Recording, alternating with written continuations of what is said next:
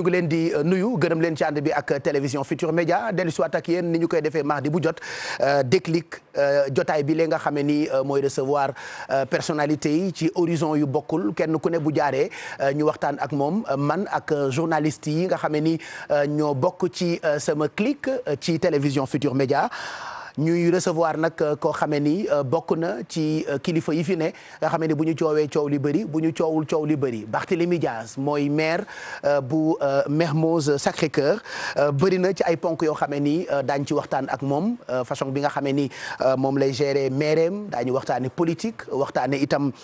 président Macky Sall waxtaane troisième mandat wala yi muy sous-entendre fan yii yëpp ci ay kaddu yoo xamee ni moo ngi koy fésal réew mi di ko waxtaane dinañu itam dugg biir Mermoz ak Sacré-Cœur amal fëpp gëstu yooyu yëpp mooy yi ñu fas yéene waxtaane tey ci guddi gi en direct ci télévision Futur Média waaye laata boobu dañuy fekki Mamadou Ndiaye fa mu ne ak yéen internautes yi dinañu découvrir taxawaayu Barthélémy Dias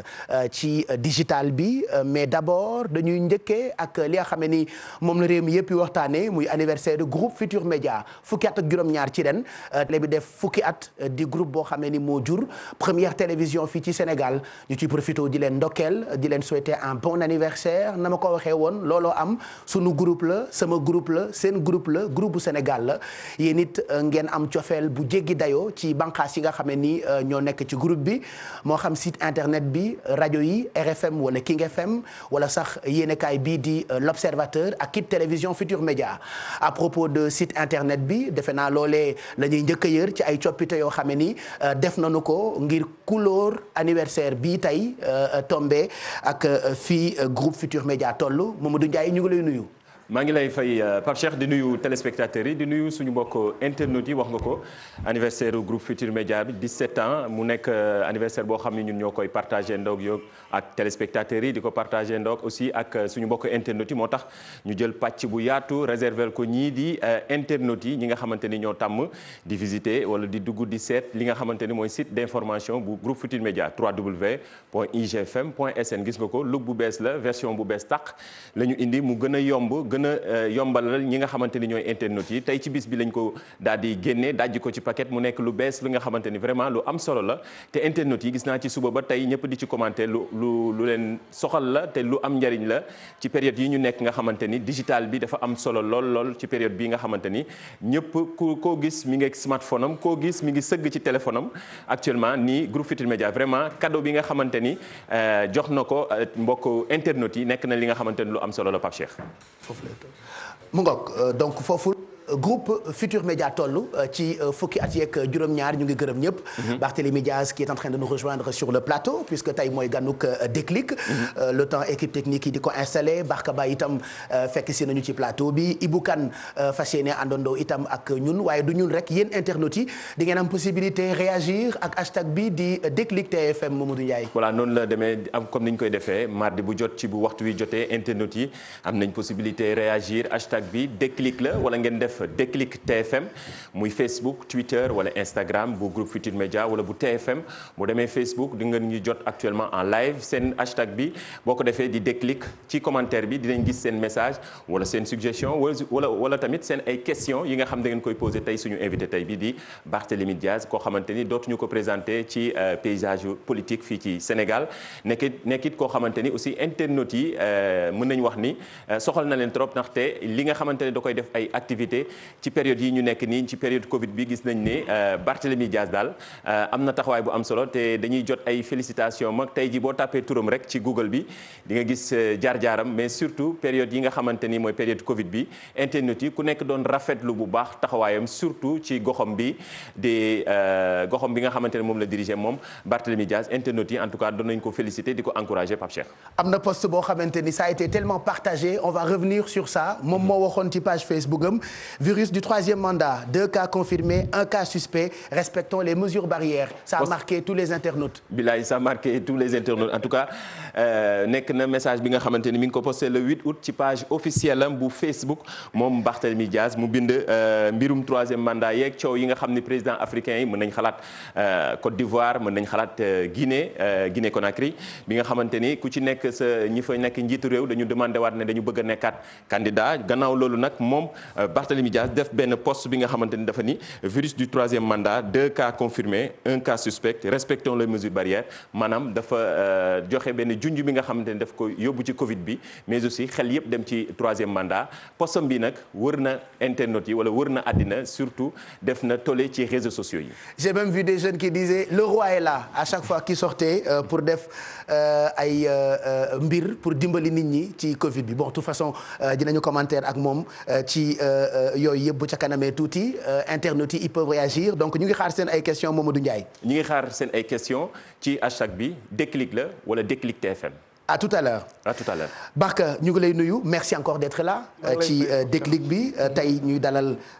gan gu mag maa ngi wax sànq ni bokk na ci kilifa yi nga xam ni fii Sénégal bu coowee coow li bëri bu coowul coow li bëri. waaw Barthélémy identité remarquable ci champ politique sénégalais bi qu'on l'aime ou qu'on l'aime pas il ne laisse personne indifférent comme ni ñu koy waxee. parce que su waxee dañ koy déglu. alors ku koy dégg ki ndax da koy kaddu yu muy wax dina ko neex wala du ko neex. loolu marque de fabrique la et je pense que c'est familial. papam bokk na ci homme politique majeur ci dëkk bi. acteur politique majeur d'ailleurs dama ko bëgg lancer sax moom benn appel. papa ji su fekkee mu ngi ñuy seetaan il faut mu bind ay mémoire am. mu bàyyil ñu ko pour la jeune génération parce que qualité yu mu am dafa xaw a raar léegi. Jean-Paul Diaz c'est un acteur politique bu fekkee lu bari. ci 40 ou 50 dernières années yi. il est extrêmement courageux mais surtout c'est un intellectuel de très haut niveau. moom ak ñu mel ni docteur Diallo Diop bu RND ay Samba Julde Thiam bu ex-PIT ñoom Maguette Thiam dañu war a bind bàyyi pour les jeunes générations pour les chercheurs. parce que ay hommes politiques yu mag lañ. mais bon ñu ngi espérer aussi que legs bi ñu fi bàyyi mu ngi wéy ñëw na ci ñoom Barthélémy que au-delà des polémiques ak li nga xam ne xeex bi ñuy def ci champ politique muy nourrir démocratie ñoom aussi ñuy bind dafa baax dina tax ñun ci la ñuy liggéey ñu mën gëstu. nga xam ne du nekk ay coow rek mais dañ koy teg ci ay firnde ay fait yoo xam ne mën nañ ci ànd wala ñu bañ ci ànd waaye lu am solo la loolu mooy nourrir démocratie. voilà mel ni moom du yomb mais fii léegi ñu jeexal émission bi on essaiera d'avoir son avis ci doomam mu jugé ko moom Jean-Paul Diaz. Ibou Kane mu ngi fii ñu ngi lay nuyu Ibou ndokkeel la tey ñuy dalal maire bu Mermoz Sacré-Cœur yéen journalistes yi genre kilifa yi ngeen tuddee bon client. tout à fait Pape Cheikh di la nuyu yow itam di nuyu suñu mbokku téléspectateurs yi nuyu Barkaba mi ma bokkal plateau bi ak itam suñu gan gi di maire Mermoz Sacré-Cœur Barthélémy Diaz ni nga ko waxee Pape noonu la parce que journaliste bi moom à chaque fois loolu lay soxla maanaam à la recherche du bon client. nekk na koo xamante ne homme politique boo xamante ne comme ni ko Mamadou Ndiaye waxee ci début bi du ku ñuy présenté ti lenn li ñu gën a marqué ci moom ñun journaliste mooy constance am. constance am xam naa bu ñu duggee ci waxtaan yi dina am yu ci gën a feeñ. voilà monsieur le maire ñu ngi lay nuyu merci c'est toujours un plaisir di le recevoir j'ai dit la dernière fois aux équipes yu may liggéeyandool mën nga def émission ak Barthélémy lundi mardi da ngay maraat pour inviter ko ci plateau donc c'est un plaisir tey ñu recevoir la nga defal ñu honneur bi ñëw seet si ñu pour ñu waxtaane ci yu bëri ce sera sans filtre d'ailleurs ci Déclic bi bàyyi la nga nuyoog sénégalais yi nga xam ne ni ñooy xaar émission bi ñu ko annoncé ba tey. mais Pape Cheikh di leen di gërëm di leen di sant ci invitation bi. di am mbégte lool partager plateau bi avec Ibou avec Barka. et puis di leen di souhaiter un joyeux anniversaire. merci beaucoup. et une très longue vie. surtout amiin mais aussi beaucoup de constance. waaw très important n'est-ce pas voilà donc. yàlla na yàlla xeeb dolli yokk sutura bi et puis di nuyu tamit tous ceux qui nous suivent à travers les réseaux sociaux à travers les différents canaux de diffusion du groupe Futurs Médias et j'espère que waxtaan bi sénégalais dinañ ci apprécier la quintessence même de nos échanges mais surtout am tamit yaakaar que sénégalais tamit dinañ am lu ñu ci jàngat parce que fu mu nekk ni tey il y a malheureusement beaucoup de flou lëndëm daanaka daal sphère politique gu Sénégal tey dafa lëndëm. je pense que même les acteurs majeurs ñu nga xam ne ni ñoo nekk ci ngéew bi ñoom seen bopp xamuñu lu dëkk bi tëddee. te nekk tamit ci dëkk te xamuñu dëkk bi tëddee tamit je pense que ce n'est pas trop intéressant moo tax je pense que c'est important émission yu mel nii. ñu mën a sottante xalaat mën a waxtaan pour sénégalais yi xam fu dëkk bi di jëm tamit lan mooy seen waru gar. parce que je pense que mënuñu nekk ci dëkk un pays de 16 millions d'habitants mu am ci même pas 100 personnes ñu bëgg prendre tout un peuple en otage ce n'est pas normal donc je pense que waxtaan bi inchallah Sénégalais dinañ ci. Est-ce que ça veut dire que carte gi dafa jaxasoo ci ñaari parti yëpp parti pouvoir ak opposition ndax actuellement statut chef d'opposition mënuñu fexe ba xam ko donc carte gi dafa jaxasoo ci fànn yëpp selon li ngay wax nii wala. non suñ ci eggee dinaa joxe suma xalaat parce que suñu waxee waxu statut de chef de l'opposition dañuy am chef de l'opposition ci kaw ñu am opposition. mais dëkk bu amul opposition pour mu am chef de l'opposition tamit dina xaw a jafe mais dinañ ci egg incha allah. Première question bi mooy kan mooy Barthélémy Diaz portrait réalisé par Cheikh Tidiane Diaw. Barthélémy Diaz di homme politique bu askan wi ràññe woon ci jamonoy jeunesse socialiste ba mu jiite woon nekkoon li ñuy woowe fervent défenseur bu Ousmane Tanor Dieng àndoon ci ak ku ci mel ni Malick Noël Seck di nit ko xam ne duy nëbbatu ci arène politique bi ñame terrain bi lool. di wax lu mu xalaat te ragal lu ci dara loolu sax dem ba di ko jural ay tolof bokk na ci daan juróom benn weeri kaso yi ñu ko tegoon ci li ñu wax ni ab outrage à magistrat la ginnaaw bi ñu daanee Khalifa Sall ci coowal caisse d'avance bi waaye tey jii coow jib fële ci cour d'appel bu Kaolack di mel ni la mu doon wax moom maire bu Mermoz Sacré-Cœur du waxu ku daanu ci saret moom Barthélémy Diaz dañu koy faral di dégg tamit ci yenn question d'actualité yi yëngal askan wi bu ci mel ni coowal suuf bi lëmbee réew mi doomu Jean-Paul Diaz bi yëkkati woon kàddu ni njiitu APR moom Macky Sall ba muy tabax siège au partem amul permis de construire. J'ai eu à le dire. Ce n'est pas le moment de faire de la politique. Personne ne m'a entendu critiquer le président Macky Sall depuis combien de mois. Mais aujourd'hui, que voulez-vous que je vous dise? Dans un pays comme le Sénégal, quand le président Macky Sall construit le siège de l'APR sans permis de construire. Barthélémy Diaz nag du ci confrontation rek lañ koy faral di dégg ndaxte bi ñu duggee ci mbas mi njiitu réew mi di woote résilience bokk na ci maire yi njëkk a génne xaalis jàppale askan wi ngir rek ñu mën a xeex loolu di coronavirus bi.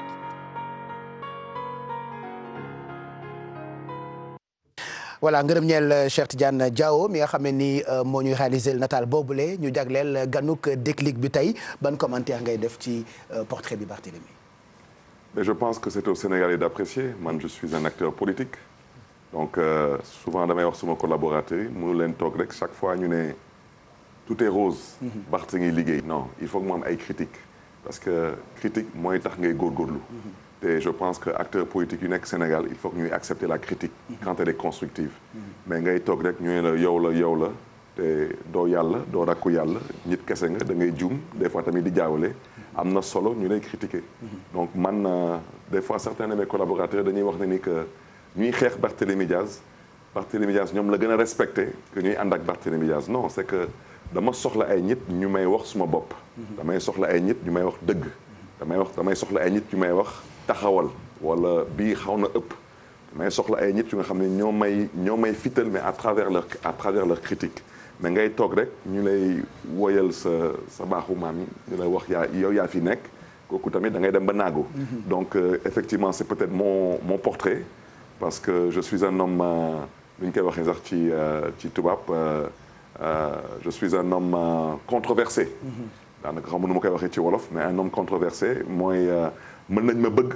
mën nañ ma bañ wante kenn du ma jéppi te loolu moo am solo waaw parce que je considère que même ñu nga xam ne ni ñoom la fi yàlla yónni woon mooy le prophète Mohammed paix et salut sur lui le Jésus-Christ ainsi que les autres prophètes ils n'ont pas fait l'unanimité donc man nekkuma fii pour wuti unanimité pour man suma rôle suma mission mooy indi suma contribution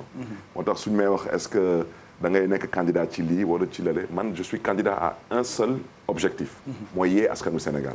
ñu xam ne ni que réew mi ñoo ko moom te bu ñu nangu kenn ñëw pour noot leen wala aakimoo lu nga xam ne ñoom ñoo ko moom donc man loolu mooy suma mission mooy yee askanu Sénégal parce que am naa yaakaar ne ni que bés bu askan wi yeewoo politiciens yi bàyyi lu ñu nekkee ci dëkk bi voilà waaw bon wax ci Barthélémy dina xaw a yomb dina xaw a jafe parce que personnage à multiples facettes la bi nga xam ne ñu ngi koy suivre depuis bu mun duggee ci langue politique bi déjà originalité am je pense loolu dafa dem ba nit ñi waxatuñ ci mooy luy wane ne il est original te dafa muus dafa mbong sax lay wax politiquement mooy nga fekk sa papa yore parti yow ñëw nga adhéré ci parti boobu nga daal di dem nekk ci beneen kuréel. am njomboor la ci politique bi. am njomboor la boo xam ne pexe yu mu yore ci politique moom moo mag at bi. te je pense que fi mu ko nampé c'est pas étonnant papam wax naa ko sànq ci début bi c'est un acteur politique majeur man gëwuma ne moom ak papam dinañ réeroo donte am na démocratie interne ci biir kër gi que papa ji bàyyi na ko mu daal di dem convergence socialiste déjà pour man foofu la ñu wane ñoom seen muus moom ak papa ji yëpp ak peut-être seen démocratie mais su dee am na lu ñu laloon ci ay pexe politiquement c'était très tactique su dee pexe la woon boobu loolu moom moo ko gën a xam lu xew seen biir kër mënu ma ko nettali ñoom ñoo ko gën a xam mais ci fay yi laay gis sa papa créé parti ñëwoo nga adhéré ci parti bi nga daal di dem ci beneen parti créé convergence sociale te bi mu ko créé moom ak Malick Noël Seck man dafa am ay fait yoo xam ne dañ ma marqué bi Ablaye Wade jëlee nguur gi gagné 2000 presque ba 2007 jëm ba presque 2009 dafa anesthésié woon opposition bi parce que c'était normal 20 ans de régime socialiste mu sonal nit ñi ñu sonaloon Sénégalais yi mu jël réew mi ci anam yu mu ko jëlee mu am une forte popularité presque amatul woon opposition mais Malick Noël ak Barthélemy bokk nañ ci ñu yee opposition bi ñoom ak ay jeunes les jeunes du parti socialiste à l'époque ñoom ñoo créé matrice fu opposition takkaate ci Sénégal te boobu xawoon nañu wéet ci seen combat. ba pare nekk ay xale. man dama doon dem di fekkee ay reportage ay manifestations yoo xam ne au début pour nga gis ci 1000 personnes problème la woon. Barthélemy da nga ko fa doon fekk. Puis après ils ont fait beaucoup de bruit moom ak Malick ci ay presque balaa terme activiste di xew fi Sénégal presque ñoom comportement activiste la ñu yore woon. donc ñu nangoo wéet ci seen combat nangu cee ñafe ba affaire bi wuy si leen maintenant cela ne va pas sans controverse mais soo xoolee fi mu jóge ak tey mu nekk maire une des communes les plus riches de la capitale bokk par force ci ñi nga xam ne ci acteurs politiques yu ñu fii soo fi wax 10 acteurs politiques mënoo ci bañ a boole Barthélémy Diaz donc il a fait du chemin maintenant l'homme est controversé et c'est normal wax na ko nit am na lu ñuy ay côté yoo xam ne mën nga d'accord ak moom moi j'ai beaucoup d'admiration pour son courage parce que ku am fit la il est conséquent ci côté boobu noonu nangu naa wéet ci combat am loolu c'est une qualité majeure maintenant impulsivité am boobu nag ak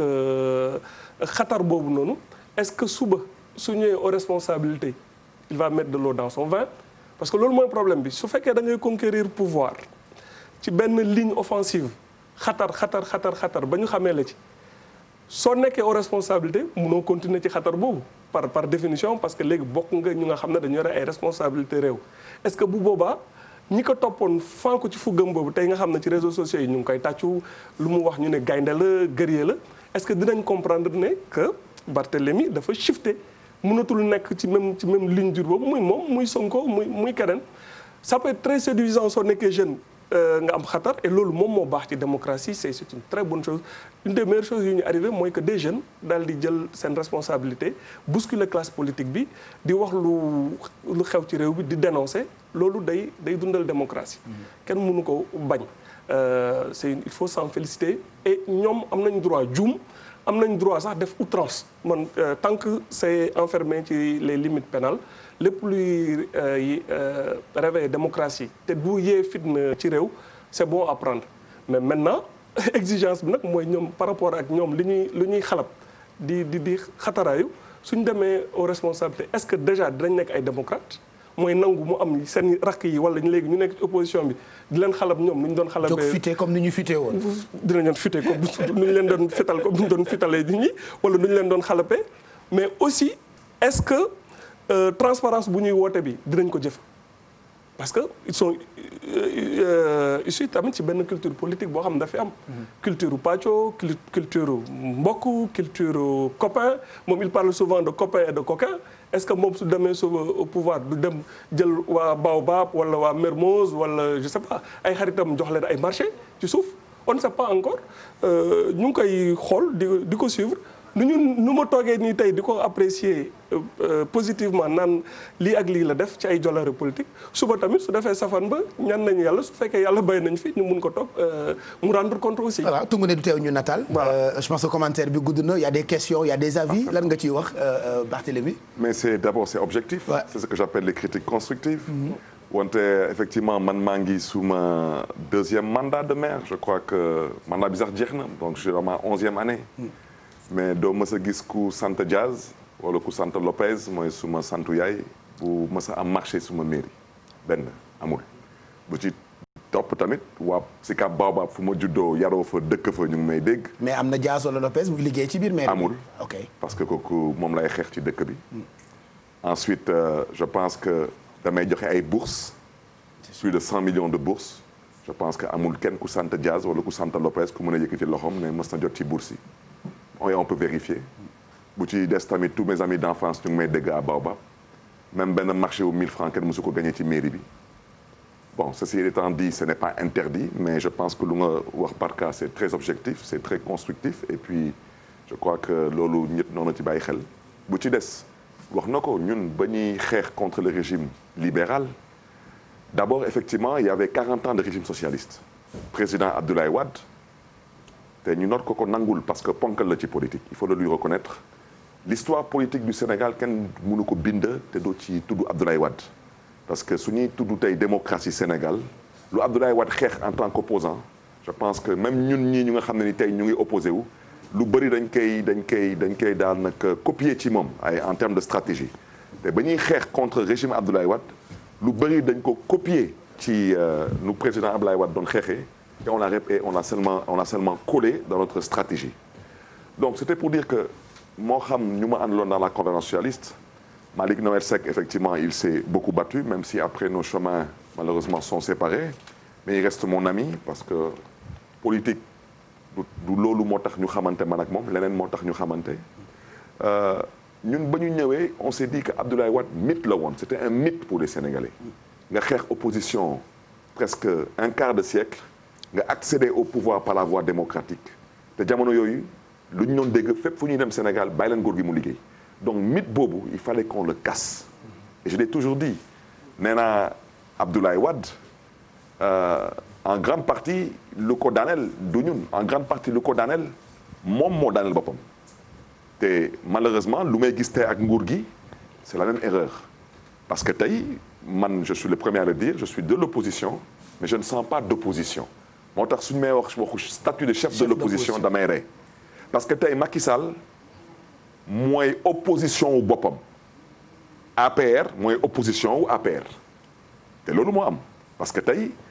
su ngeen xoolee ba Macky Sall ngeen jégal ma ci kàddu yi bu mu dëppee kees yi ba ne moo gagné second mandat bi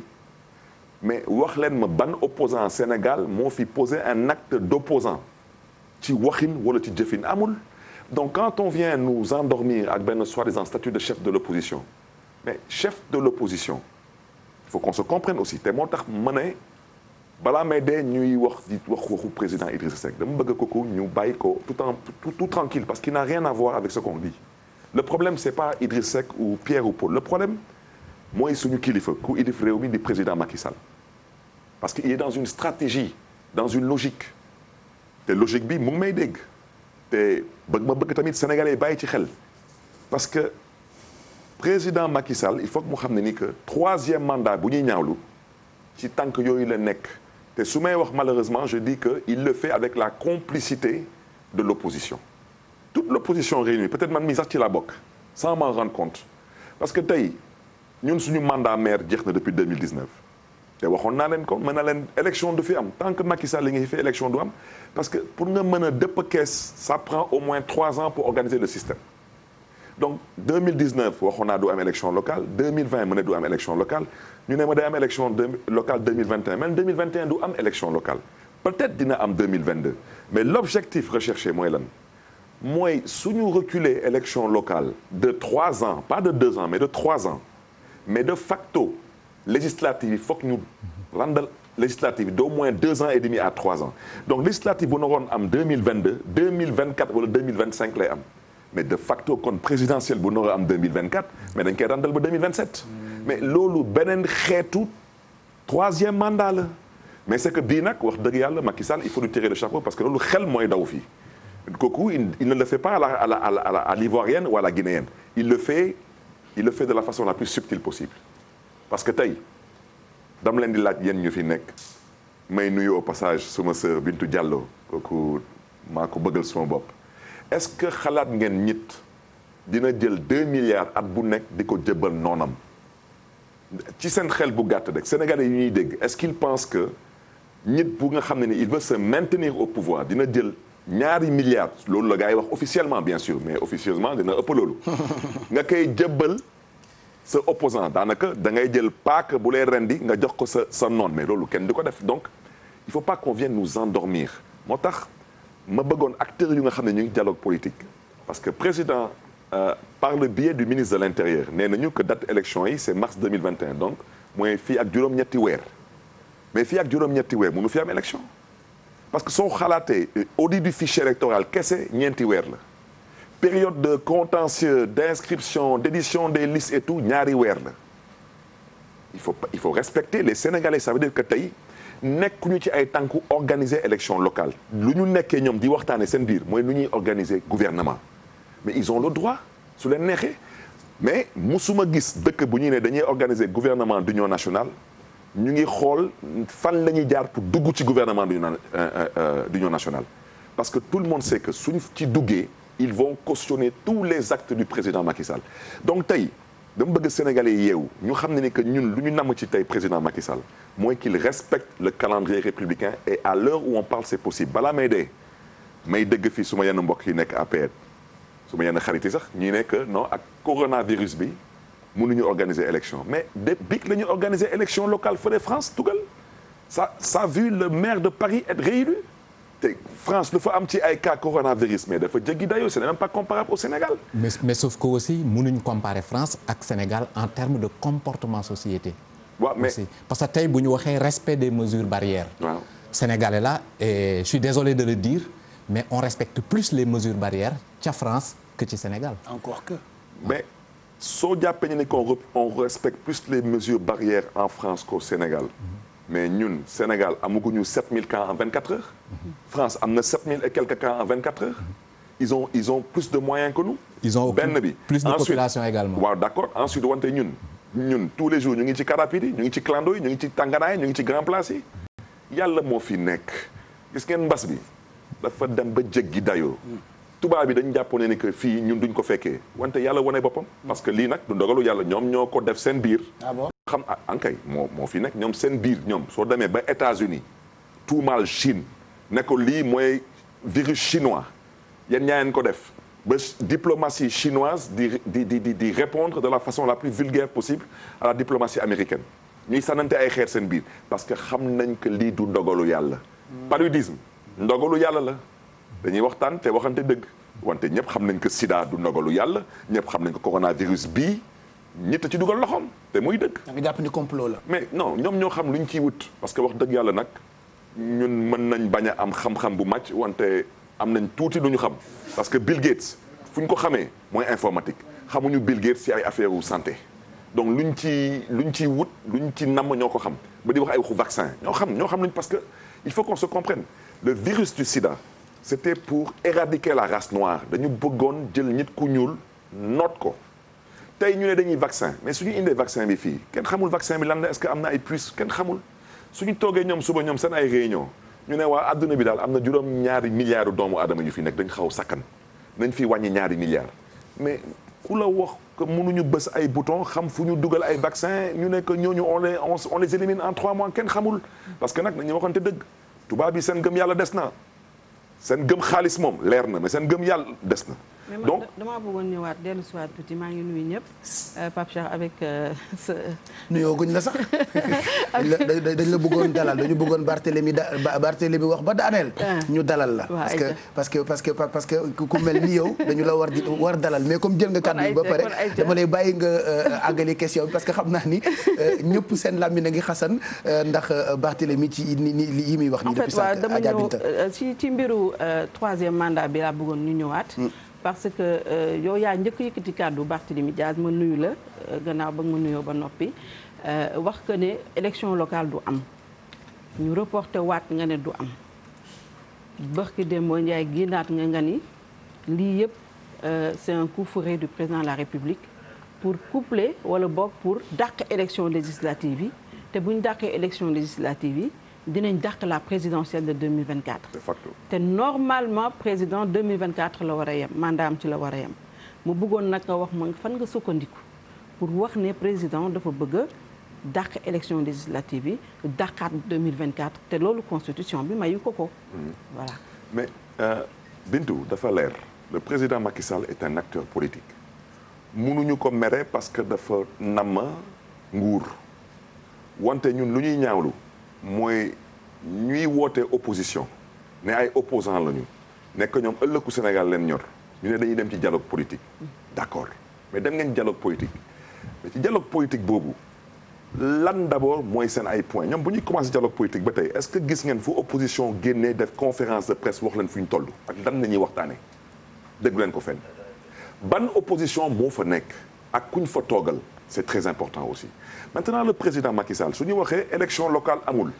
ñu ànd ak moom lan la ñuy wax ñu ne waaw mais parce que opposition moo ne il faut que ñu def audit du fichier opposition mu ne foog ñu def lii foog ñu def lële mais est-ce que vous pensez que c'est normal ci benn dëkk bu mel ni Sénégal plus d'un demi-siècle d'indépendance ñu naroo dem wooy ji ay nasaraan pour ñu auditer suñu fichier mais loolu est-ce que je ne sais pas comment le dire parce que tout de même dëkk bu mel ni Sénégal il y a des intellectuels il y a des constitutionnalistes il y a des spécialistes des élections dañuy dem ba bitim réew di superviser ay élections ñu bëgg ñu gëmloo tey plus de 50 ans après les indépendances chaque élection foog ñu ñuy wax waxu audit du fichier électoral ça profite à qui sur le plan politique mais aussi sur le plan financier. Il faut rappeler que c'est l'opposition moom moo demandé l'audit et l'évaluation du processus électoral. Mais parce que l'opposition est sortie d'une élection sonnée naka ngay demee élection ñu téye carte électeur yi jaxase carte électorale bi indi ay parrainage mais parrainage su ñuy waxante dëgg parrainage wax dëgg yàlla parrainage su naroon am ci élection locale la naroon am parce que élection locale 554 collectivités locales ku mu neex jóg ne damay nekk candidat maire loolu foofu moo naroon am parrainage mais élection présidentielle je l'ai déjà dit élection présidentielle du question de caution c'est une question d'abord de sérieux États-Unis ay borom alal bëri nañ fa France ay borom alal bëri nañ fa mais mënoo jóg ne damay nekk candidat présidence française wala Maison Blanche dañuy teg ay critères et les critères mais il y a des gens assez intelligents pour pouvoir faire des propositions de critères donc man pour revenir à la question le président Macky Sall je veux que vous me compreniez le Sénégal mooy le pays test en Afrique francophone gis ngeen tey lu ñuy def Côte d'Ivoire lu ñuy def tey Guinée on l'a copié au Sénégal su ngeen demee tey Côte d'Ivoire xool leen tey dëkk bu mel ni Sénégal 16 millions d'habitants Macky Sall tout de même le président Macky Sall tout de même il s'est organisé pour avoir un fichier avec 6 millions d'inscrits mais dem leen Côte d'Ivoire il y a plus de 20 millions d'habitants il y a même pas 1 million d'inscrits dans tout le pays su ngeen demee tey par exemple Yopougon mooy fiefu Gbagbo ñoom Charles Blé Goudé mais kenn amu fa carte électeur mais loolu dañ ko copier fii Sénégal donc man lu may ñaalu tey mooy c'est que ñoom foofu ils sont encore en retard fii lu gars yi defoon 2012 mënuñu ko defaat 2019 lu ñu defaat 2019 latte na dañ leen jàpp la main dans le sac mënuñu ko defaat 2024 donc maintenant la nouvelle formule mooy lan dañuy nelawal askan wi bu kenn xuloo bu kenn xeex kay leen ñu waxtaan bi yéen lan ngeen namm ci waxtaan bi yéen opposition yéen gouvernement ngeen namm lan ngeen namm leneen ak leneen lu ngeen namm yëpp incha allah dina am wante moom président Macky Sall lan la namm lu mu namm mooy nguur te nguur gi du ci des bëritul kon nag mi ngi def kente lay kàttanam pour xam lan lay def ba rester au pouvoir donc je reporte les locales de 2 ans et demi ça ne gêne personne dans ce pays personne et c'est illégal ensuite de facto entre 2 élections il faut un audit du fichier ça prend 4 mois au moins ñeenti weer après période contentieuse defar ay liste et cetera beneen 2 mois donc soo randalee élection locale 2 ans et demi day répercuté wu ci législative yi de facto day répercuté wu ci présidentielle bi maintenant les acteurs politiques ñu nga xam ne ñoom ñoo nar a xeex pour que démocratie mën a sax Sénégal maires yi ils sont confortables dans leur mairie kenn waxul kenn ngaangul les députés mais ñoom la ñuy jox la possibilité de voter la prorogation de leur mandat et il y a déjà eu un cas de jurisprudence sous Abdoulaye Wade les Ousmane Tanor Dieng étaient des députés à l'Assemblée nationale mais on a prorogé leur mandat de presque 1 an et demi ou 2 ans donc tey il y a une jurisprudence mais loolu soo ko defee waaw maintenant naka ngay waxee président foog mu organiser élection 2024 parce que élection bu législative bu ngay organiser 2024 doo ko couplé ak présidentielle mais entre deux élections il faut une révision après maintenant on va chercher tous les prétextes tous les faux fuyants toutes les excuses pour repousser l'élection sénégalais lu ñu mënul dégg mooy président Macky Sall taxaw télé jël micro ne damay def 3e mandat mais élection présidentielle dañ ko randal kooku entre nous est-ce que les Sénégalais vont se battre pour ça mais même si les Sénégalais ne se battent pas pour ça il faut que ñu xamal leen ko ñu xam ne ni que tey président Macky Sall ak ñu fi nekkal soi-disant opposition bi ñu ngi ci ay tànk yi nga xam ne ni méngawul ak démocratie te fu ñuy jëm ak ñoom ndox amu fa parce que lu président namm ak lu opposition namm ça n'a rien à voir avec la démocratie et je le répète il n'y aura pas d'élection présidentielle en 2024 dans ce pays. On verra. Si on ne règle pas la question tout de suite. man fi may ñëwaat damay dellu si waat tuuti si ginnaaw parce que Barka sànq dafa wax lu am solo lu jëm ci wàllu engagement bi fi mu toll nii ak ëllëg bés bu yeggee ci yenn sphère de décision ndax transparence boobu dina si nekk ñu ñëwaat tuuti ci portrait bi gis nañ ñu wax bokk nga ci maire yi nga xam ñoo njëkk a mobiliser wu ci lu jëm ci Covid bi ngir jàppale seen askan dégager benn budget 150 millions waaye am na collectif boo xamante ne mu ngi ci Mermoz Sacré-Cœur li ñuy ñaawlu mooy kit alimentaire yëpp dañuy gis logo benn bon bugguma sax wax tur bi mais benn grande surface la boo xamante ne mu ngi fii ni logoom lañ ci def et non logo wu mairie Mermoz Sacré-Cœur ñoom ci loolu dañoo soupçonné ne am na lu ci jaarul yoon ndaxte bëri na ay fournisseurs yu fa nekk mais pourquoi le choix porté ci benn boobu rek nga xam ne sax de surcroît du Sénégal. genre sponsor officiel. Voilà. Bon peut-être yow mënoo tudd tur bi man dinaa ko tudd parce que ñooñu d'abord nangu nañu embaucher presque 81 jeunes de la commune de Mermoz Sacré-Cœur ak seen supermarché bu bees bi ñu fay liggéey ay sénégalais lañu man mii damaa yor tool ma xam seen njëriñ parce que su may jaay ay limon wala may jaay ay tomate wala may jaay ay nen dañ koy jënd parce que c'est le groupe Auchan et la vérité ñaata set doomu Sénégal ñoo am alal mënoon ubbi ay supermarché toute publicité mise à part en commençant par le président du groupe Futurs Médias Youssou Ndour il a créé cet empire de communication télé radio journal mais c'est plus compliqué de créer une télé une radio et un journal que d'ouvrir des grandes surfaces donc ñaata Sénégalais tey surtout waa UNACOIS xasuma leen maa ngi leen di féliciter au passage mais lii exemple la Sénégal indépendant 1960 ngeen woote UNACOIS nekk ay commerçants yéen fan ngeen nekkoon ba tubaab bi ñëw di ubbi fi ay Auchan ak ay City Dia lu tax yéen vous n'aurez pas pu mettre vos forces ensemble et ouvrir ça donc man tey lu ma bëggoon expliquer nii munu ma dem marché Castor wala ma dem marché Sandaga wala ma dem marché HLM ne damay jënd ci yéen ay ceeb ay suukar ay munul nekk dañu commandé ay bon yooyu trésor moo ko fay trésor ku fa nekk man duma patron ministre des finances mooy patron te moom ci ay këyit lay sukkandiku pour fay donc ñoom daanaka état du Sénégal fay na Auchan 50 millions pour le compte de la mairie Auchan jox ñu pour le compte de la population des bons pour 50 millions sur demande de la commune wala état bi directement moom moo copté Auchan. non ñun ñoo copté Auchan parce que tey entre nous su ngeen jëlee tey Auchan ngeen seppi Auchan teg nele wax leen ma fan la ñu mën a commander ay bons di ko joxe pour nit ñi mën a dem ci ay surface yu nga xam ne doo fa ñëw ñu ne lii amu fi wala lale amu fi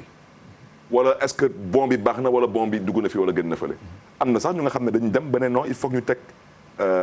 photo wu maire Barthélémy Dias ci kaw bon bi ma ne mais maire lu muy joxe du alalam alalu askan wi la c'est l'argent du contribuable mënu leen teg photo maire ça se fait pas logo mairie bi ngeen teg ko pour lan mais ñëpp xam nañ que mairie bi mooy joxe wante Auchan ñoom dañoo am seen lu ñuy woowee seen ay organisation interne ñoom ñii la ñuy jaayee bon yi la ñuy jaay mais ñun bon yi la ñuy jënd et pour la population ñu nga xam ne jot nañ ci bon yooyu mooy ñu nga xam ne dañu dem ñu bindu ji ñu inscrire parce que tamit c'est facile de dire man jotuma bon mais yow soo nekkee par exemple monsieur Jean-Paul Diaz nga toog sa kër nga jàpp ne ni que yow mënoo dem internet dem bindu mais tu n'es pas nécessiteux mais ku nga xam ne ni dafa jàpp ne ni daf ko soxla moom dem na ci plateforme bi dem bindu ji te ñëpp ñu nga xam ne dañu bindu dañ ci jot n'est-ce pas dem Auchan Auchan lu ci neex mooy da nga am sa bon. yaay tànn lu la neex. ci biir mais sauf que aussi am na yeneen fournisseurs. comme ci patriotisme économique. mais comme kii war nañ mën a dimbale aussi yeneen sénégalais aussi. soo ma mënee jox benn tur rek ma nangu. non mais bëri nañ. amul fu ñu non. peut-être que ne du ci bon yooyu la ñuy mën di la ko jox comme ni ngay ñëwee ci structure boobu joxe bon ñu jox la mais quand même pour produit yi mën nañ approvisionner feneen tamit fudul Auchan. mais on l'a fait parce que ñun suñu aide. on a d'abord commencé comme nu ngeen ko gisee avec denrées alimentaires mais ñooñu on l'a acheté chez les Sénégalais de la place. le riz le sucre l'huile c'est les Sénégalais de la place mais bañ koy def c'était à peu près pour le même montant que les bons mais après on a choisi de donner aussi des bons yëkkati ay bons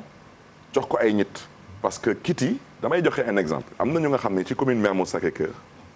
seen ngor wala seen yar wala seen gis-gis moo leen mayul ñu ñëw taxaw di rang di jël saaku ceeb diwlin suukar et cetera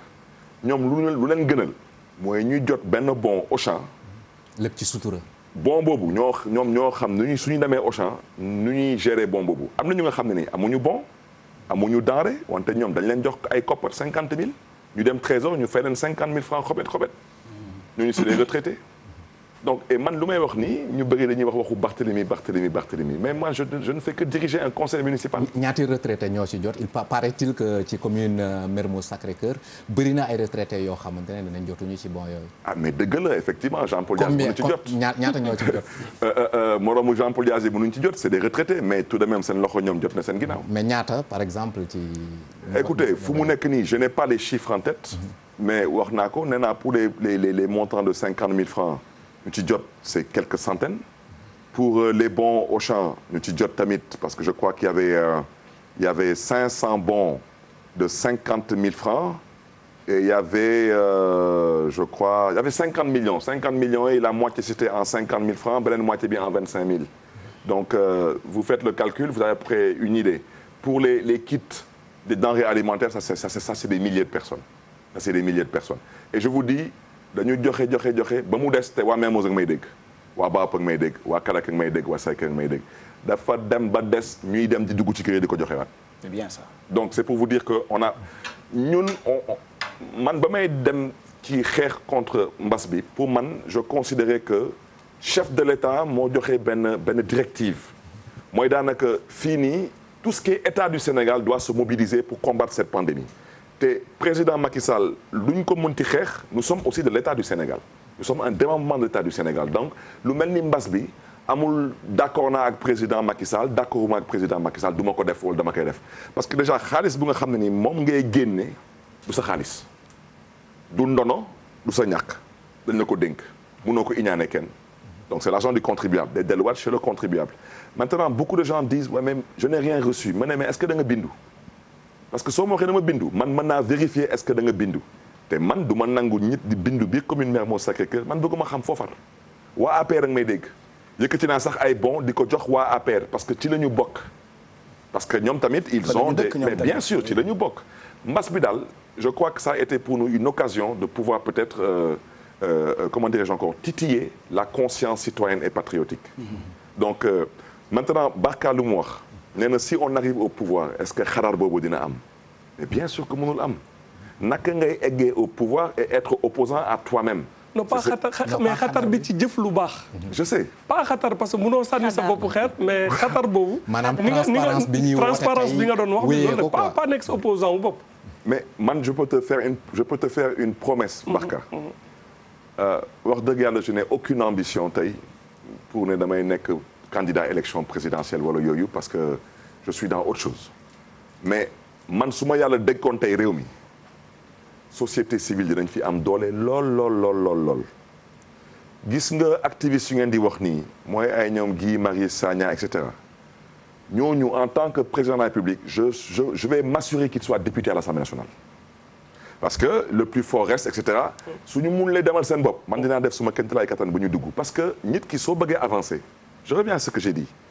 ñëpp ñu nekk biir commune Mermoz Sacré-Cœur nekk fa ay opposants nekk waa APR ñu ngi may dégg ku ma ci message naa la bàyyi xel ku ma ci woon naa la bàyyi xel ku ñëw waxtaan ak man naa la ci bàyyi xel parce que ñoom du ñu ñëw di ma wax lu mu bëgg a dégg te ku ci nekk damay bëgg a xam pourquoi tu t'opposes à ma politique te da ngay gis ay nit yu nga xam ne dañuy toog ne la wut naa rendez-vous pendant ñaari at mënu ma ko am ils ont raison mais non mais ils ont raison parce que mënoo nekk maire yow doo yàlla doo rakku yàlla ñit dëkk ci gox gi bëgg a gis maire bi mënul gis maire bi mais il a le droit de s'opposer ñit ñoo ne la man ñetti at ngi nii maa ngi bind pour aide sama yaay dafa feebar wala maa ngi bind bourse pour suma doom kenn faale wu ma mais il a le droit de s'opposer parce que lu tax muy dégg ay bourse muy bind muy inscrire doomam te doomam amul bourse donc il considère que le maire donne des bourses à sa clientèle politique donc c'est au maire d'organiser son système de communication c'est au maire d'organiser son équipe pour être accessible et pour pouvoir servir la population ceci étant dit mënoo nekk fépp def lépp mënul nekk wante l'opposition képp ku bëgg a réussir sa mission ci politique su la yàlla dénk ndombal tànk da ngay nangu le jeu de l'opposition et c'est là-bas où j'ai un problème avec le président Macky Sall je vais réduire l'opposition à sa plus simple expression mais man président Macky Sall avec tout le respect que j'ai pour lui il peut pas moi me réduire à ma simple expression parce que il ne m'a pas créé en politique il doit me laisser pouvoir m'exprimer il doit permettre à la démocratie de respirer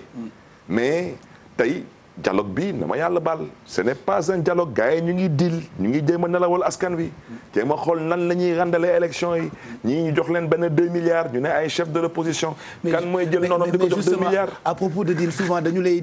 dégg ngay accuser opposition bi de dealer kan ngay def allusion non c'est pas les personnes c'est les principes mais qu'est-ce qu'ils sont allés chercher dans le dialogue lu tax dialogue bi ba tey mënuñ def conférence de presse ne leen dialogue bi fii la commencé fii la ñu toll fii la ñu bëgg a jëm lii la ñu waxtaanee mais pourquoi ils n'en parlent pas. mais boo nee deal kan ngay waxal exactement. mais ñoom ñi ci dem ñoom ñëpp wala. mais ñoom tey lan moo naroon doon seen warugar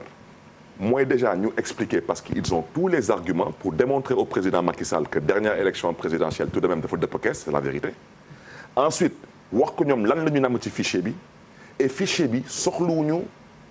ñun. des étrangers qui viennent l'auditer. Auditer le fichier électoral, c'est très simple, ça peut se faire en moins de quelques semaines. Il suffit que le président Macky Sall ait la volonté politique de le faire. Mais le président Macky Sall, mu may dégg, son ministre de l'Intérieur, mu may dégg, il n'y a pas qu'un seul fichier, il n'y a pas que 2 fichiers. On audite quel fichier? Il faut qu'on soit sérieux. Donc loolu yëpp, c'est pour gagner du temps. Alors maintenant, pendant ce temps, la classe politique, il n'y a aucun maire au Sénégal, y compris moi-même, bu fi exiger ay élections locales. mais justement man dama bëgg donc tey dañuy waxante dëgg. est-ce que situation bu ñu nekkee nii est-ce que c'est normal lu tax mënuñu organiser élection locale France di organiser élection locale lépp nekk fi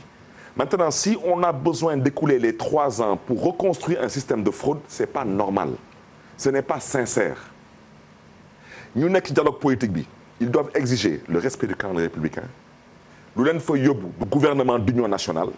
lu leen fa yóbbu du statut de chef de l'opposition nañu bàyyi caaxaan ça n'intéresse aucun Sénégalais tey wax dëgg yàlla et je veux que ce soit clair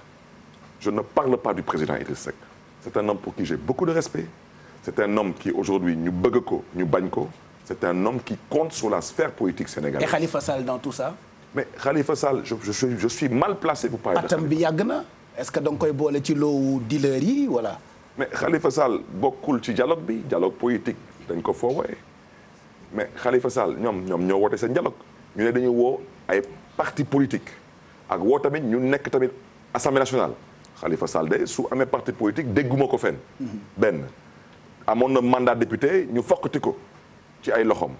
donc Khalifa Sall même sa présence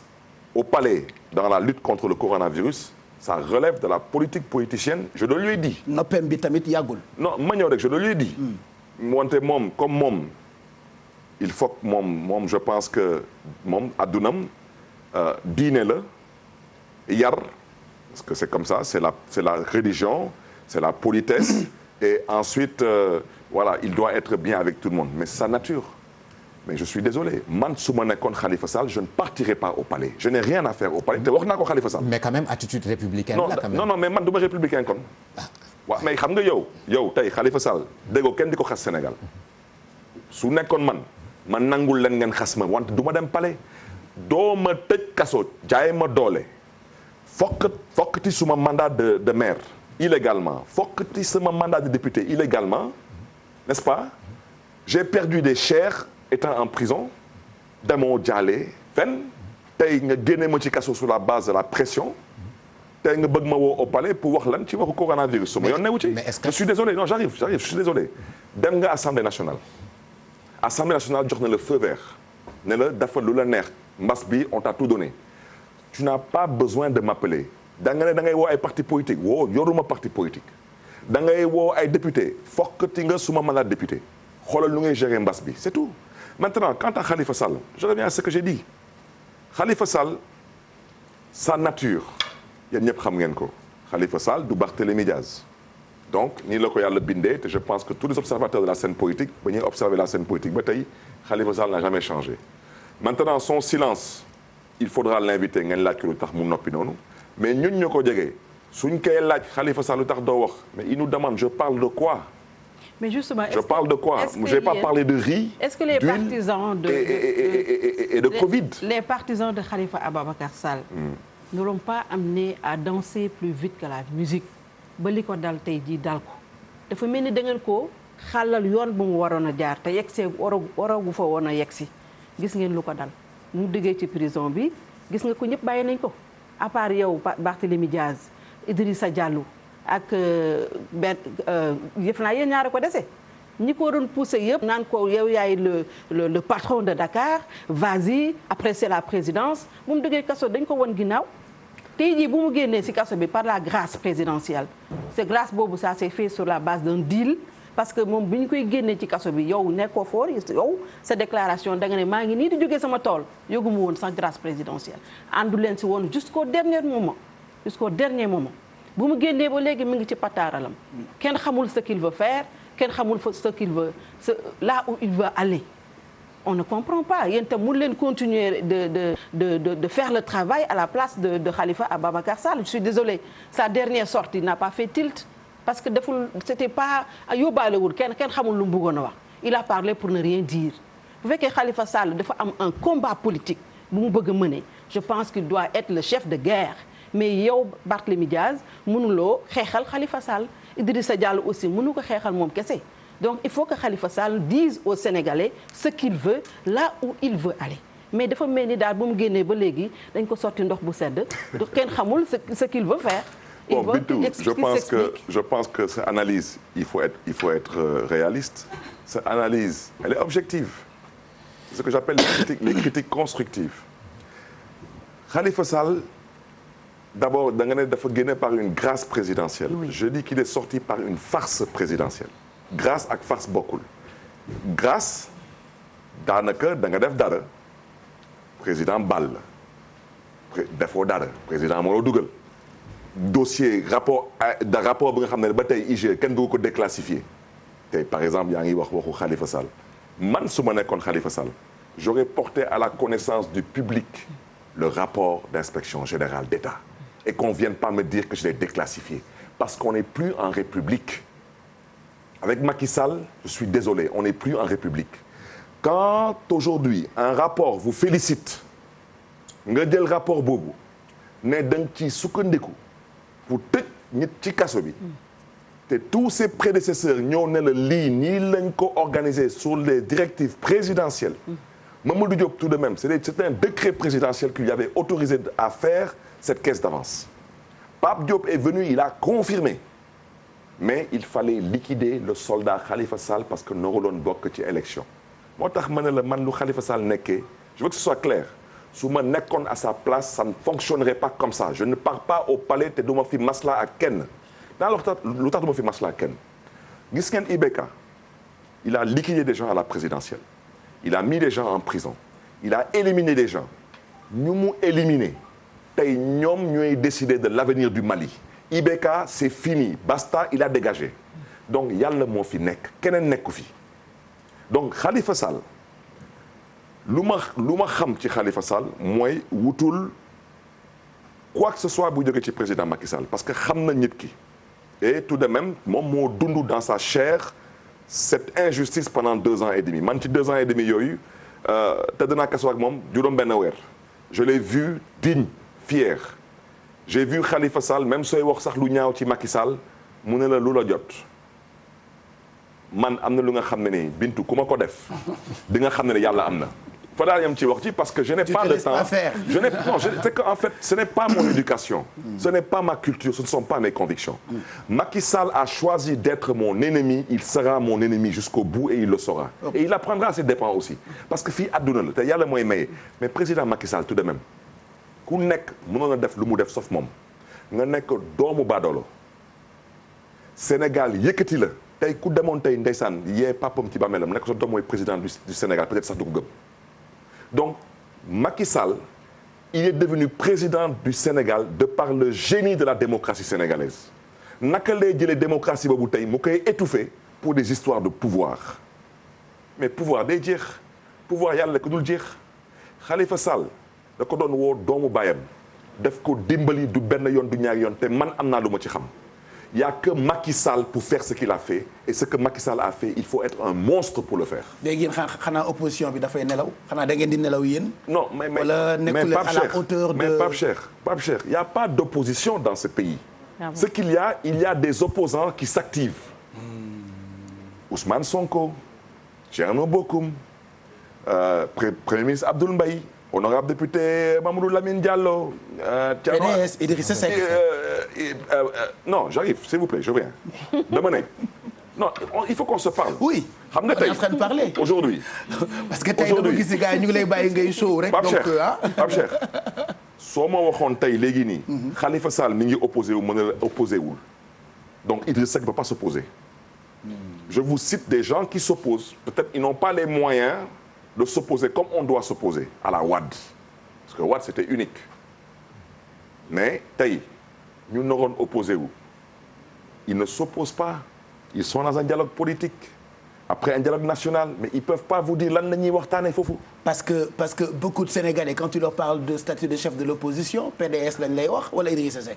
bon man duma ci wax wante lu ma xam mooy jamono Abdou Diouf en 91 ba ñuy def gouvernement d'union nationale. Abdou Diouf bu muy wax di lancer l'appel il a lancé un appel aux leaders de l'opposition parlementaire et significative. En 91. En 91 à Maître Abdoulaye Wade.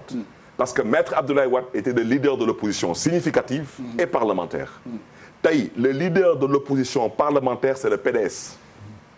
Le leader de l'opposition significative il n'existe pas parce qu'il n'y a pas d'opposition significative.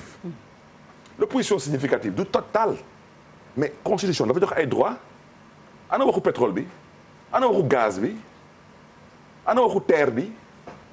gis ngeen tey le président Macky Sall par exemple où nous avons des problèmes tout ce qu'il a absorbé comme dette pour le pays pour faire le TER pour faire le centre de la francophonie pour faire l'arène mooy lamb bi fu mu nekk. Arène nationale. pour faire mooy basketball bi la Diamniadio. Dakar Arena. Loolu yëpp amul lenn lu nga xam ne ni day indil Sénégal ay koppar. Ce ne sont que des dettes. Francophonie 56 milliards. TER xaw ma 1000 et quelques milliards. Building administratif mais qu'est-ce qui rapporte au Sénégal de l'argent lan mooy mais tout de même soxlawoo tout de même jàng école pour xam ne ni que xaalis soo ko génnee da ngay am yaakaar mu am luy dugg mais président Macky Sall di dajale ay milliers de milliards au nom du peuple sénégalais di ko génnee di ko dépenser au nom du peuple sénégalais te amul benn rendement bu muy indil Sénégal mais loolu su nekkulee ay lekkukaay lan la terre bi su nekkulee lekkukaay lan la building administratif bi su nekkulee lekkukaay lan la naka nga mënee tabax ay sphères ministérielles à Diamniadio bëgg a renouveler bëgg a rénover un building administratif je peux continuer à vous donner des exemples si vous voulez je vous pose à vous une question wax leen ma benn projet bu président Macky Sall dugal ay milliards yuy indil Sénégal ay koppar. Mais quand même l'aéroport international Blaise Diagne tout de même ce n'est pas sa réalisation c'est la réalisation du président Abdoulaye Wade et je reconnais que aéroport day indil réew de xaalis même autoroute à péage bi je l'ai jamais contesté je l'ai jamais critiqué. Infrastructure kenn mënu ko dindi tamit ci développement tamit. mais j'arrive mais autoroute à péage su ñu waxoon tey dañuy fay état du Sénégal moi je suis d'accord 336 milliards pour construire l'autoroute à péage ci 336 milliards yooyu état du Sénégal moo indi 300 et quelques milliards nga bëgg a tubaab bi di ko exploiter pendant 30 ans nga wax ñu que lii c'est un nu ñu koy waxati sax BOT I mean en fait un CET mooy construction exploitation et transfert c'est le Sénégal qui a construit c'est le Sénégal qui a indemnisé et ce n'est pas le Sénégal qui exploite et après vous transférez au Sénégal je suis désolé moi c'est ce que je dis moi je dis que le président du Sénégal dafa nar a am vision parce que tout de même lu ma leen liimal léegi nii lu mu bon 3000 milliards mi ngi ci biir jël leen building administratif jël leen le TER jël leen le centre de la francophonie jël leen l'Arena jël leen mais wax leen ma tey Arena bi tëj nañ ko centre francophonie tëj nañ ko building bi doxul TER bi vraiment bëgguma ñu ne dafa manqué respect président parce que le TER c'est l'escroquerie du siècle. non TER bi 2021 lay commencé. non Pape Cheikh xam nga yow xoolal gis nga ñu koy wax ku leen waxoon tey waat leen ci alxuraan que dina daw 2021 gars yi waaf. parce que xam nañ ko mënul nekk. Omar Youm de jaar na fi mardi dernier li mu wax sama xel dal na ci. waaw mais xam nga ku la abal ay bët. da ngay xool parce que Omar Youm kan la fi toogal président Macky Sall la fi toogal. mais Barthélémy yow xam nga ne les scandales financiers ça ne date pas d'aujourd'hui yàgg na Sénégal. c'est parce que dafa am impunité totale lu neex waaye def am évaluation on nous parle de milliards de francs CFA fu muy mujj kenn du ci xam dara. les gouvernants aussi n'ont pas le sens de la priorité mënuñu wax ne terre baaxul mënuñu wax infrastructure baaxul. mais dafa nekkagul priorité pour le Sénégal. lu nekkoon priorité tey moom mooy. tey jii mbas bi wane na ko nit ñaa ngi feebar amuñu fuñ tëdd amuñu hôpitaux yu baax amuñu hôpitaux yu am plateau technique yéen ñi borom xaalis yi ba ngeen def seen check-up sax da ngeen dem bitim réew. école yi baaxul élèves yaa ngi tëmb. defe naa loolu la ñu waroon a njëkk def priorité. mais amuñu absence de priorité bu nekk ci régime yi en place loolu mooy le problème fondamental mais nag bu ñu wax que ne infrastructure baaxul yow yéen ñi man lu ma bëggoon dellu si ak yow ak sa Khalifa Ababacar Sall nekkatu leen parti socialiste amatu leen parti si fan ngeen di sukkandiku pour xeex politiquement parce que Khalifa Sall aussi je pense que même bu ko waxee su ko waxul il a des ambitions politiques bëggul yem rek ci lii génn na kaso narul toog këram rek dina raw. après man tamit bëgg naa barka leeralal ma balaa ngay. da ngeen di créer parti politique. wala da ngeen di dellu parti socialiste aussi pour avoir un appareil. après aussi parallèlement bëggoon naa xam est-ce que Khalifa Ababacar Sall. ñàkkul ay droit civil am ak ñoom seen ci absence su amnistie par exemple. effectivement loolu bëgg naa ci am ay leeral en tant que sénégalais lambda. balaa question Binta bi Barth di ci tontu. te xam naa moom it dina ci am lu mu ci wax. waaw kaw Khalifa Sall bi c'est très intéressant et soo déggee j'ai écouté attentivement Barthélémy ni muy wax. am na élément buy ñëwaat ci discours am mooy man duma Khalifa Sall. su nekkoon man maay Khalifa Sall. xam nga ci parti politique nga am ay lieutenant yoo xam ne dañ la jege à ce point muy Barthélémy nu mu ko jegee ba léegi peut-être Bamba Fall ak ñeneen ñoom Idrissa Diallo mun nañ considérer ne du ñu ay cuune ci politique. Comment se fait-il que sur des décisions majeures yu mel ni dem wuyu ju président de la République wala bañ a dem Barthélémy actuellement dafa mel ni moom mooy leaderu courant wu Khalifa Sall parce que moom la ñu gis moom moo gën a offensif. mu ngi assumer totalement moom mission am bu ñu ko xamee mooy mission wu opposant bi. Khalifa est-ce que c'est des considérations tactiques ci conditions yi ñu ko génnewee ba léegi kenn xamagul. est-ce que am nañu dox ci suuf ñu nga xam ne conditions yi ñu ko génne moom nee na ci tollam la ko fekk est-ce que amul ñeneen ñoo xam ne dañu waxtaan ak président Macky Sall pour génne ko. mais ça s'est passé comme ça parce que l'avocat a dit seen avocat Khalifa Sall officiel yëguñu woon ne dafa am grâce. on a commis un autre avocat bi dem lijjanti la grâce. effectivement gis nañu rôle Binta raison. mais Khassimou Touré rôle Khassimou Touré bu mu ci joué c'est-à-dire que. am na lu ñu leeragul am na ñaari cas de libération ay prisonniers yoo xam ne éminemment politique peut-être que loolu moo tax xëy na suba mu politique yi dinañ bind seeni mémoire muy libération wu Karim Wade conditions yi c'est des conditions très nébuleuses ba léegi Karim waxul exactement nan lañ ko génnewee et évidemment c'est pas ku yore grâce bi moo ko nar a wax Macky Sall génnewu Khalifa Sall bi c'est pas xamuñu ci yan conditions la et surtout taxawaay Khalifa Sall c'est une position politique pour man intenable sur le long terme. Quelles que soient ses motivations su dee yar la su dee dafa am lu mu joxe kàddoom wala su dee dafa am lu muy xaar déjà contradiction bu am ci comportement am ak comportement Barthélémy Diaz moi ça me pose problème à ce niveau de responsabilité ñoom ñaar bu ma Barthélémy sax jéem a expliquer que question de tempérament la kese parce que c'est des attitudes politiques majeures Khalifa Sall il est sur la scène politique tey ci doyen yi la bokk fu mu jaaram ci politique fii ñu ko fi am bëriwul donc mënul teg dara loo xam ne man me fera pas croire que ci yaru kese la moom moo tax Khalifa il est éminemment politique. moo tax la question qui me trotte la tête depuis sànq. est-ce que ñàkkul ay. moom xëy na dinañ ci jéem a apporter ay réponses wala wax na li mu ciy wax ak tempérament am mais man loolu mënul dugg sam bopp am na lu ma leerul. ci attitude Khalifa Sall ak ni mu nar a mënee combat politique am. est-ce que c'est viable sur le long terme yaakaaruma ko parce que déjà soo waroo ak sa. lieutenant yu gën a fës ci yow bokk leen attitude mais les gens se posent des questions et questions yooyu Khalifa indi gu ci réponse beneen bi ça s'adresse maintenant à Macky Sall effectivement condition yu Macky Sall jëlee nguur gi ñu ngi doon xaar ci moom renforcement démocratie Sénégal c'est-à-dire le seul fait que 2012 tey ñu nekk ba 2020 bi mu jëlee pouvoir bi ñuy wax dialogue politique pour man quelque part échec la pour moom d'abord pour Macky Sall parce que ñu ngi ko doon xaar ci renforcement wu démocratie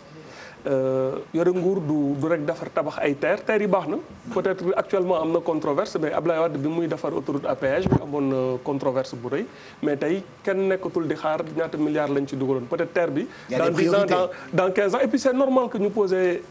débat bi en termes de priorité en termes aussi de l'allocation de nos ressources dërëm bu ñu dugal ci terre bi war nañ xam fan la jógee parce que Macky Sall moomu ko sénégalais yi ñoo ko moom c'est sûr bref donc au-delà de sa gouvernance ak des choix politiques dëkk bi dafa am culture politique bu ñuy xaar ci nit ñi le code bu ñu fi defoon bu tax moom mu mun nekk président parce que ci jéego yooyu lañ dox code consensuel 92 bi koy Abdou Diouf di laaj Kéba Mbaye mu def ko dafa ne woon du ma ci changer benn virgule mais acquis code consensuel bi moom moo tax alternance am en 2000 ñu mun fi jógee Macky Sall ban acte politique majeur la tegagum boo xam ne suba suñu génnee ci projet yi am na lu mu def lu positif am na lu bëri aussi lu négatif mais en termes de renforcement de la démocratie lan la fi war a bàyyi te ñun loolu moo ñu intéressé dañu soo defee ñaari alternance waroo dellu ginnaaw waroo nekkaat di dellu parce que le fait que sax mënuñu tenir ay élections locales le respect du calendrier républicain mais loolu impératif la warul c'est-à-dire il faut mu am une catastrophe majeure loo xam ne kenn ñaanu ko yàlla pour ñu mun repousser ay lu ñu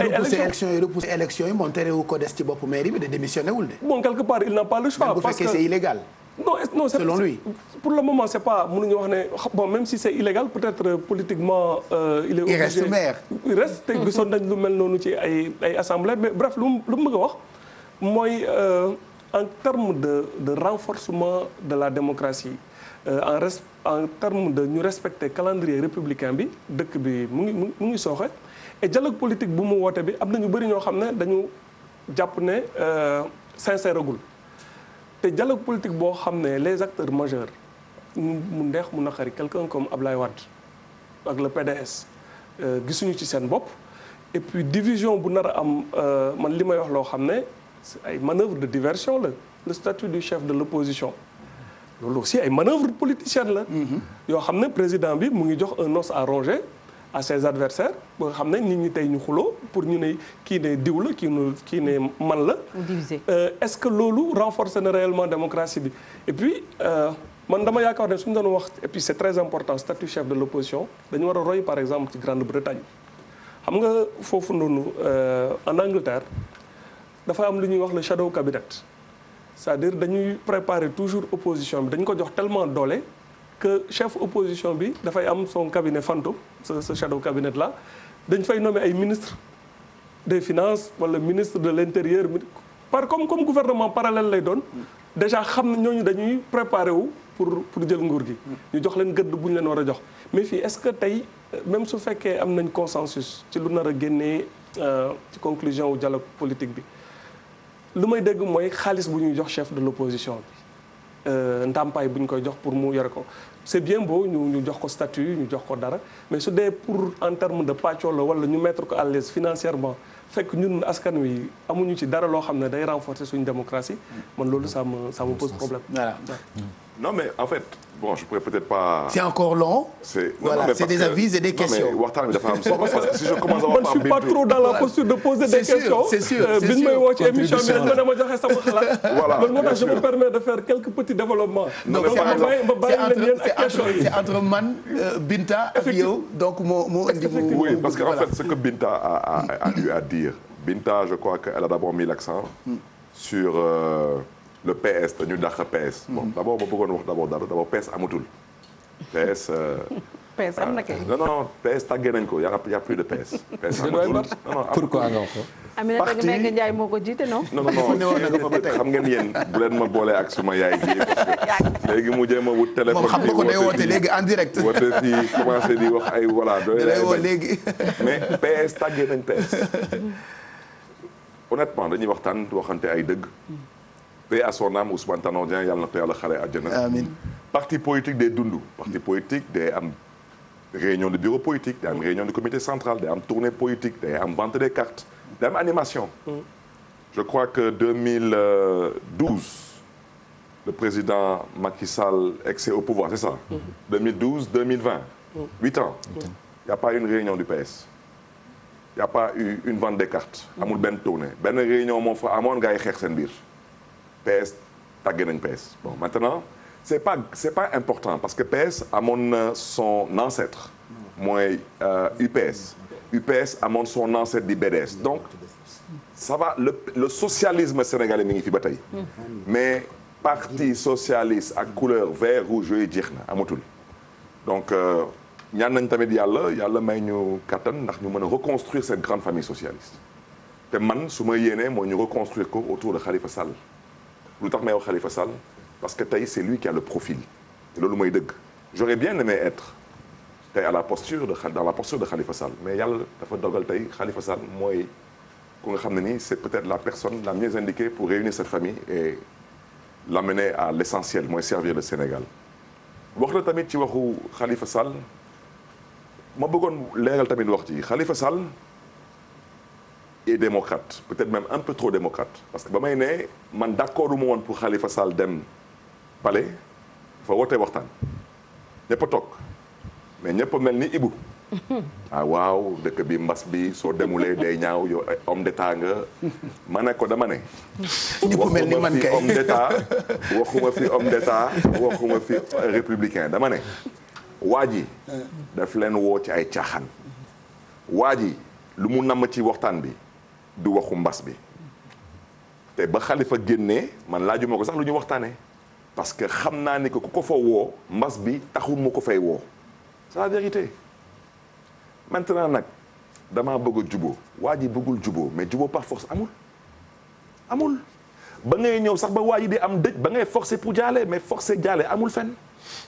parce que lu may wax ni c'est que Khalifa Sall il parle pas mais dem nañ ba këram Grand Yoff di ko jaale wajurum bu gënoon àdduna fekkuñu ko fa su nekkoon man dama lay ne bul ñëw dama bëgg mu leer bul ñëw non ankay Ibou xam nga lu gën a bon ci àdduna mooy ngay maslaa ba ñu lay maasaale gis nga soo ko seqee ak ay saay-saay na mbir bi leer rek parce que bul am xel ñaar duñ la may dara tant que dégguñu fu ñu la tàggee duñu nelaw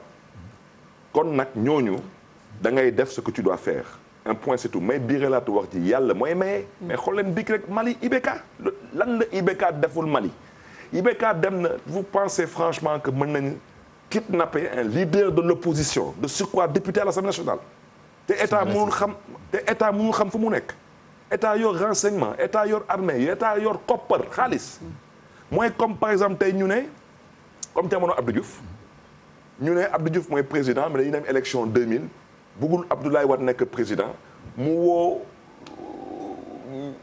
ñu nga xam ne dañu yor ay gànnaay ci dëkk bi ne leen su duggee seen gox na ngeen ko kidnappé mais kooku ban Sénégalais moo koy nangu mais ils l'ont fait au Mali donc ce que je veux dire par là ces gens qui ont été liquidés à travers différents mécanismes tey ñoom ñooy décider de l'avenir et du futur du Mali donc Macky Sall ak ay pexeem yàlla ak dogalam donc il faut y croire maintenant l'analyse de Barka effectivement elle est objective mais Barka man du ma réeroo ak Khalifa du question de tempérament wax nga sànq ne nga mën na ko fi des ak Idrissa Diallo y'a Cheikh Gueye oui mon maire. il y a Babacar Mbengue, il y a Madiop Diop de Grand Yoff. Maintenant continue di lim il y a. Bamba nekkatu ci. kan noonu Bamba Fall nekkatu ci. non du question de Bamba mi ngi ci wala nekku ci ce que je veux dire par là parce que dafa ne. non da ngay lim ne diw mu ngi ci diw mu ngi ci ma ne la et Bamba Fall. waaw kon mi ngi ci biir. kooku. pourquoi détour boobu yëpp. non. ça devait être automatique Bamba Fall nga ne mu ngi ci biir. non mais parce que ñu ma lim nii. waaw bokkuñu ci PS bu nga xam ne dañ leen dàqoon ak Khalifa Sall. ba bëggoon mu leer parce que tey tout de même Cheikh Gueye c'était pas n'importe qui à la LD. Babacar Mbengue c'est toujours pas n'importe qui à l'AFP. Soham Wardini c'est pas n'importe qui à l'AFP. Moussa Taye. mais Moussa Taye sax dafa bokkoon ak ñun biir PS ñu dàq ko tamit ak ñun. mais ce que je veux dire par là xam nga Barka soo toogee ci réunion. Khalifa Sall woote réunion lan dama bëgg ngeen joxe seen xalaat. dañ ñu woo ci lii wala ci laa ngeen joxe seen xalaat. ngeen nekk par exemple juróom-ñeenti nit. juróom-ñaari yëpp wax demal gauche. Barthélémy demal droite mais soo demee droite dañuy jàpp ne que fii dictature da fi nekk. mais man je marque mon point j'argumente je n'arrive pas à convaincre mais au moins j'ai marqué mon point. Ceci étant dit Khalifa Sall ne va pas créer de parti politique parce que l'ère des partis politiques est révolue. Aujourd'hui une plateforme une alliance oui mais un parti politique pour faire quoi Barka peut-être mën na bëgg a jàppale Khalifa Sall mais amul jotu nekk ci ay réunions de comité de coordination de section de et cetera. donc la preuve te Macky Sall wane na ko Macky Sall a réussi à arriver au pouvoir avec une alliance du parti politique. Sénégalais yi tey nekkatuñu ci ay idéologie politique wala ay parti politique tey Sénégalais dañu bëgg a gis mooy de la constance un discours et une ambition pour le Sénégal donc man fu may daanelee mooy une fois de plus il faut que le président Macky Sall ñu ngi koy ñaan wax dëgg yàlla il faut qu'il fasse l'effort parce que c'est lui qui convoque par décret les élections. président Macky Sall moo gën a xam ne ni que dialogue bi mais la preuve président Macky Sall bu muy wootee parrainage mais Dakar da ngi doon takk dafa woote dialogue wootewul dialogue wante dafa soxla woon parrainage pour liquider Khalifa Sall liquider Karim Wade liquider ay ñoom Abdou Mbaye ak liquider ñu mel noonu mais bu mu demee ba liquider ñooñu ba def lu mu def mu ñëw ne damay woote waxtaan mais dama ne damaa waxtaanul ak yow dama gisul lan la ñuy waxtaan yow yaay dogal tu fais ce que tu veux comme tu veux quand tu veux maintenant comme da nga woote ma bëggoon xam élection yi kañ lay am parce que élection mooy démocratie waxtaan du démocratie non je suis désolé dañuy waxtaan su amee problème dëkk bi amul problème les seuls problèmes bu am ci dëkk bi ci mbiru élection confiscation des cartes Macky Sall la soxlawul waxtaan fichier électoral bi soxlawul waxtaan Macky Sall la carte électorale bi soxlawul waxtaan Macky Sall la kañ la ñuy organiser élection soxlawul waxtaan Macky Sall la donc Macky Sall damay biiralaat waxtu dama ne waxtaan bu mu wootee ay caaxaan la dafa am lu mu ci namm mooy comme munu ma wax troisième mandat su ma ko waxee tam ñoom Barth dem am nu ñu mel bàyyil ma nelawal ñëpp wax du am xuloo du am xeex du am wante dañuy randal ay élection rek wante dinaa am suma troisième mandat kooku foog Sénégalais yi déggee ko nu ma ko waxee nu mu leen waxoon élection locale du fi am te du ama wallaay du am élection législative 2022 su amee wallaay ma xam ne ni Macky Sall nañ ko féliciter parce que du am donc de facto présidentielle 2024 du am et Macky Sall m'entend il est en train de jouer sur 2027 avec un gouvernement d'union nationale avec un statut de l'opposition avec 2 milliards officiels mais officieusement il y a beaucoup plus à manger parce que le fromage il est beaucoup plus gros donc il faut qu'on dise aux Sénégalais la vérité wax Sénégalais yi dëgg maintenant Sénégalais yi man personnellement nu ma xamee gaañ yi duñu jóg ndax élection bu ñu randal pour ñaari at ñetti at wante nag ñu jàpp ne ni loolu mooy troisième mandat mais aussi voilà. Il faut pas aussi ñu jël toute wax ne Macky Sall rek moom mooy le fautif parce que opposition bi aussi il faut le dire Pape Cheikh dafa def audit du fichier bi nee na bu amulee élection dootuñu dem élection bu ñu deful l'évaluation du processus duñu demati élection mais état bi daf ci profiter accroché aussi daal di mën a dérouler son agenda parce que avant même ñuy clôturer ñuy def suspension du dialogue politique des travaux à cause du Covid ñoom pare woon nañu seen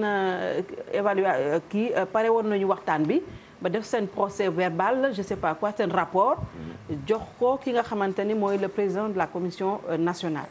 kooku moo ko war a jébbal les autorités pour autorités yi mun a lancer l'appel d'offres international pour experts yi mën a ñëw auditer le fichier évaluer le processus. Bintu bëgguma la dog. mais état bi ba léegi defu ko. mais Bintu. waaw kon kay opposition bi am na ci part de responsabilité. Bintu oui. Pourquoi des étrangers doivent venir pour auditer un fichier dans un pays qui a plus d'un demi-siècle d'indépendance? mais c'est aberrant. Bintu seen waxtaan bi yëpp. ba tey d'accord ñu ci bulletin unique. waaw bulletin unique ça se pratique partout. ça coûte moins cher c'est plus simple et cetera. waxtaan bi nga xam ne ni bulletin unique mënu leen ci d'accord chef de l'opposition chef de parti politique mënu leen ci d'accord moo tax ba may porter plainte contre le directeur Dakar Dem Dikk en me constituant partie civile je convoque le président de l'APR dans le débat parce que fële gars yi dañu dóor marteau ay dóor marteau yu bon donc dama moo tax ma bëgg tamit xam parce que tey président Macky Sall su respecté woon constitution bi ñu ne constitution bi il est président de parti mënul nekk président non il est président de la République mënul nekk en même temps chef de parti politique mais man du ma am sañ-sañ di ko tudd ci wax bu mel noonu donc waxtaan boobu je reviens à ce que j'ai dit wax ngeen ko 92 président bi dafa wootee waxtaan ne du ma ci dindi virgule ce n'est pas le cas du président Macky Sall.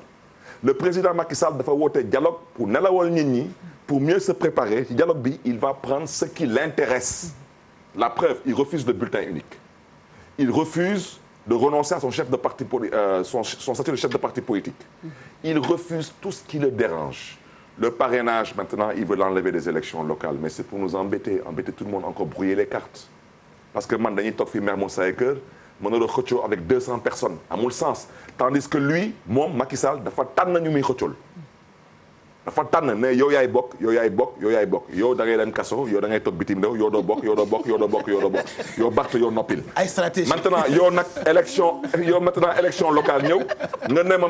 man Barth maintenant man damay seq élection bi ak 300 personnes nga nag xoolal nga yàq carte gi jaxasoo complètement on va retrouver internautes yi